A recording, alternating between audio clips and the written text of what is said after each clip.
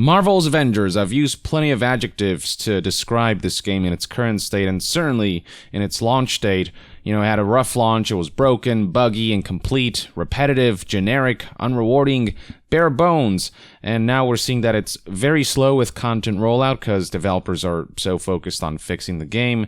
The monetization stuff isn't great, and the fact that they made this a looter brawler, a live service, instead of a single-player campaign experience with a level of epicness you'd expect out of these superhero-style games, just didn't jive with a lot of people. There are some good elements to it. The combat shows a lot of potential, and the campaign was alright. I wouldn't say it was like a mind-blowing campaign. It wasn't, Batman Arkham or Spider-Man PS4 level, but, it was serviceable. Beyond that, there was just not much else going for this game.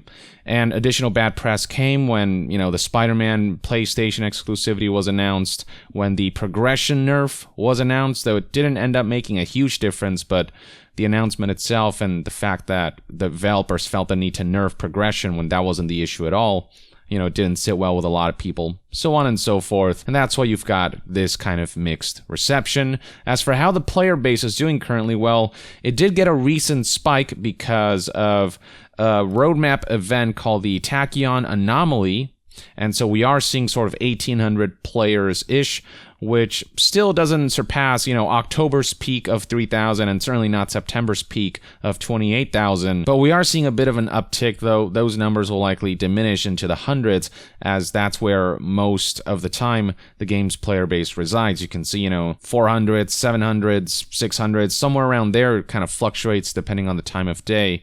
But overall, suffice to say that Marvel's Avengers player base is still nowhere near where it should be for this to be a thriving live service. The main thing people are waiting for is War for Wakanda, which is an expansion that will finally introduce Black Panther, and we'll see how that pans out. But until then, there isn't a whole lot coming, nothing that will draw new people in. And so the outlook surrounding the game's future for right now is not a positive one. We'll see what happens.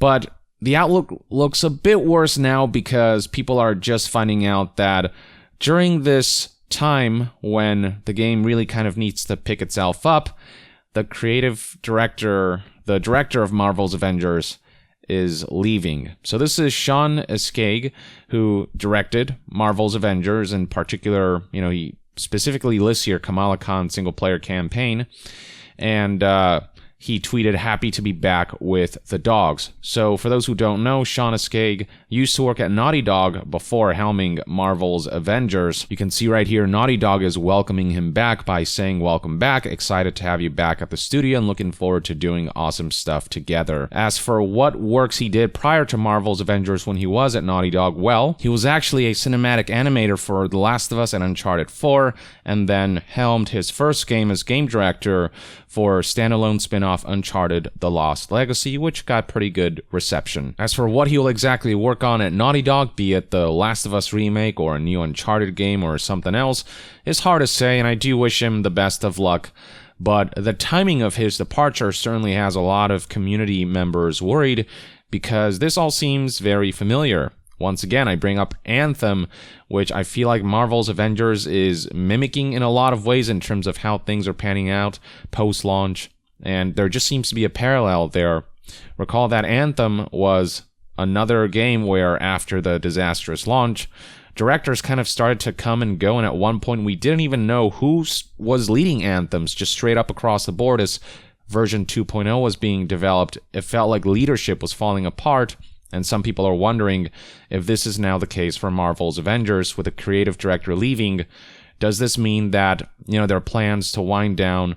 And does this mean that the game is headed in a not so great direction for the long-term future? The fact that this is happening during a time when Marvel's Avengers developers really need to focus the most, because, this is a crucial period where if you don't fix the game and get it up to a certain quality bar, it'll just straight up die off. For Sean to leave during this time, it just feels strange. It just gives off the same vibe that Anthem did, and nothing that gives off Anthem vibes could be a good thing. Now, a potential reason could be that, he was mainly focused on the campaign, which, was one of the better aspects of the game.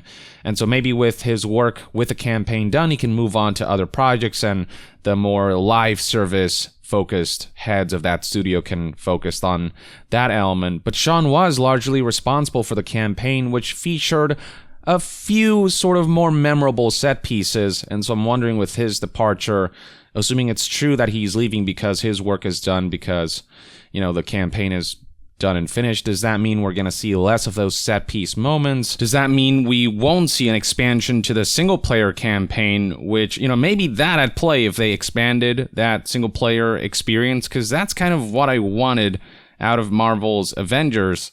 And so with his departure, it could mean that everything from here on out will be multiplayer updates, live service updates. These are all just questions that I'm contemplating. I honestly don't know what kind of long-term effect this will ultimately have. I just know that I have seen past trends, based on the games industry's track record of heads, directors leaving during a crucial period in a game that launched very roughly, and how that has culminated in that game eventually just kind of petering out and dying off. I don't know if that's going to be the case for Marvel's Avengers. The best case scenario would be if the game makes a comeback, but that's certainly all up in the air, and Sean's departure just doesn't help with my current pessimism surrounding the future of this game that I feel like is flawed on a foundational level and requires an overhaul a la Anthem 2.0 or a la Realm Reborn for it to be able to come back and rekindle interest surrounding it. I really do think that War for Wakanda is sort of the best shot this game has at seeing a comeback. If this has enough of those set pieces, enough, new villains, the fact that there are only... Is it still just 2 villains? It's baffling that the game launched with such little substantial content, with just such few things that fans of the comics would love to experience out of an Avengers experience, because the goal is to launch the shell version of the game at launch and then build up to kind of completing it, when we should be getting a complete experience at launch that builds upon that very solid and complete foundation. So, Operation Hawkeye tried to kind of fill some of the gaps, but many people weren't super compelled by this edition. Hawkeye plays a whole lot like Kate Bishop, so the new Hero Edition wasn't the most substantial leap.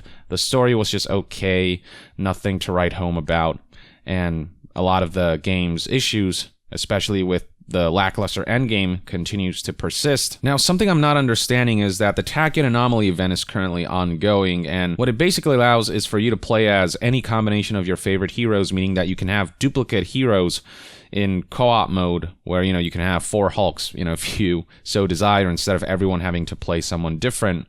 And Tachyon missions are scaled for power levels 1 through 100, though from what I understand, this is a limited time event. This isn't a permanent thing. It will go away at some point. But we're talking about a game that's lacking in content, and this also parallels Anthem. Anthem did something similar where they released limited time content instead of keeping it there permanently when the game was just so bare bones.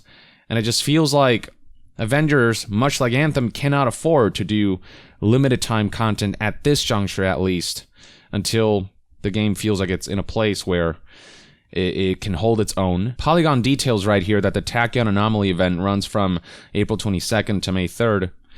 There's no reason to just not keep this, or at the very least allow players to, choose the option or filter out whether a match or a mission gets to have duplicate heroes, or if you prefer to have individual heroes for each player. But yeah, with the combination of Marvel's Avengers still feeling like it lacks a lot of substance, and how all of this just seems to parallel the phases that Anthem went through before it died off, especially with, creative directors leaving and the negative perception that creates, regardless of what kind of effect this will ultimately end up having, which we will only find out sort of in the future, is all disconcerting, and just lends further credence to what I believe is a likelihood that this game ultimately will be shuttered by Square Enix, who has yet to make a profit from this game last time we heard, and if it has made a profit, it's probably such little profit that they're not going to deem it worthwhile to keep this around, that maybe it's time to move on to greener pastures. I don't know, that's just one man's take on everything surrounding Marvel's Avengers.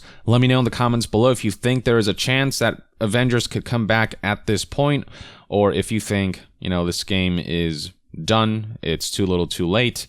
And just in general, what do you make of Sean's departure from Square Enix and from Crystal Dynamics? Is it indication of trouble in paradise, or is it just a director who did everything that he needed to do and is just moving on and passing down the torch and ultimately won't affect the game's future potential? Share your thoughts in the comments below, and to be further updated on all things gaming news, reviews, and discussions, stay tuned right here on Young Yeah. I'll see you guys next time. Young out.